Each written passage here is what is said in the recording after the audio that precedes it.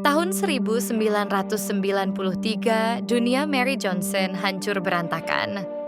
Anak laki satu-satunya, Laramiun Lamont Byrd, berusia 20 tahun, sedang menghadiri sebuah pesta ketika pertengkaran terjadi di Minneapolis, Minnesota.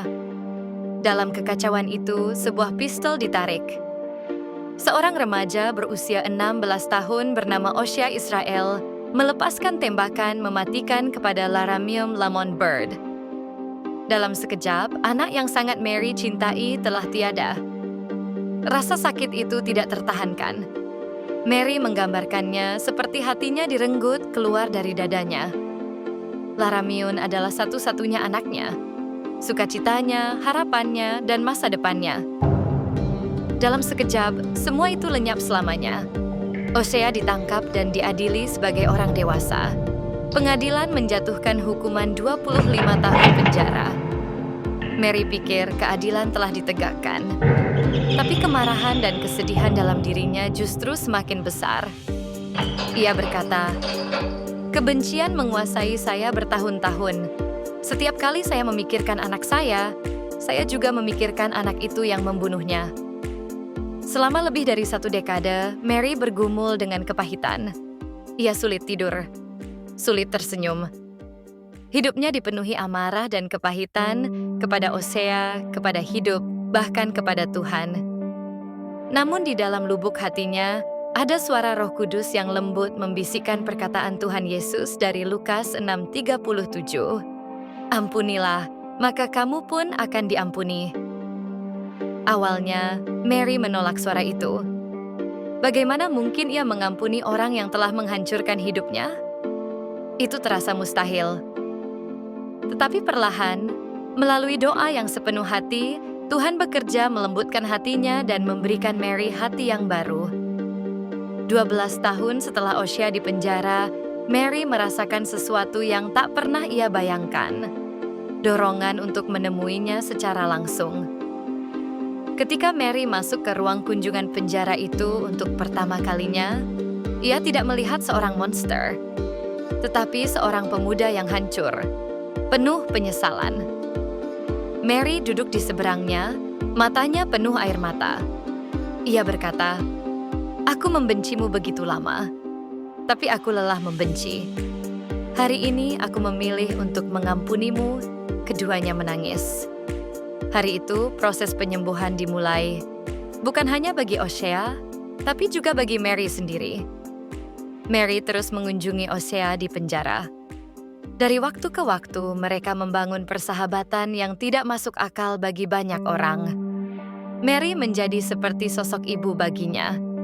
Ia melihat penyesalannya, keinginannya untuk berubah, dan Mary ingin menolongnya. Setelah 17 tahun, Osea akhirnya bebas. Ia tidak punya keluarga untuk kembali, tidak punya tempat tinggal. Saat itulah Mary melakukan sesuatu yang mengejutkan semua orang. Ia menyambut Osea pulang. Bukan hanya dengan kata-kata, tetapi juga dengan tindakan nyata. Ia membantu Osea mencari pekerjaan, menyesuaikan diri dengan kehidupan di luar penjara, bahkan mencarikan tempat tinggal, tepat di sebelah rumahnya sendiri. Perempuan yang kehilangan anak satu-satunya karena Osea memilih memperlakukannya seperti anak sendiri. Mary berkata, "Tidak mengampuni itu seperti kanker. Itu akan memakan dan menghancurkan hidupmu. Mengampuni Osea membuatku bebas dan merasakan damai." Dengan demikian, Mary pun dapat menikmati hidup yang diberkati sesuai dengan rencana indah Tuhan bagi hidupnya. Hari ini, Mary dan Osea bepergian bersama ke sekolah-sekolah, gereja, dan penjara. Mereka menceritakan kisah mereka tentang pengampunan dan kasih karunia. Mereka berdiri berdampingan, dulu musuh, kini keluarga, membuktikan bahwa kasih lebih kuat daripada kebencian. Ribuan orang yang mendengar kesaksian mereka sangat diberkati dan mengalami kesembuhan, pemulihan, dan pembaharuan hidup. Mary Johnson memilih kasih daripada kebencian. Kisahnya mengingatkan kita bahwa pengampunan bukan kelemahan, melainkan kekuatan. Dan dengan kasih karunia Tuhan, bahkan luka yang paling dalam pun bisa dipulihkan.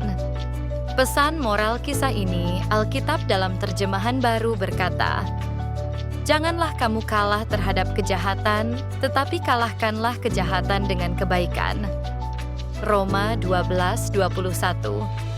Hendaklah kamu ramah seorang terhadap yang lain, penuh kasih mesra dan saling mengampuni, sebagaimana Allah di dalam Kristus telah mengampuni kamu. Efesus 4:32.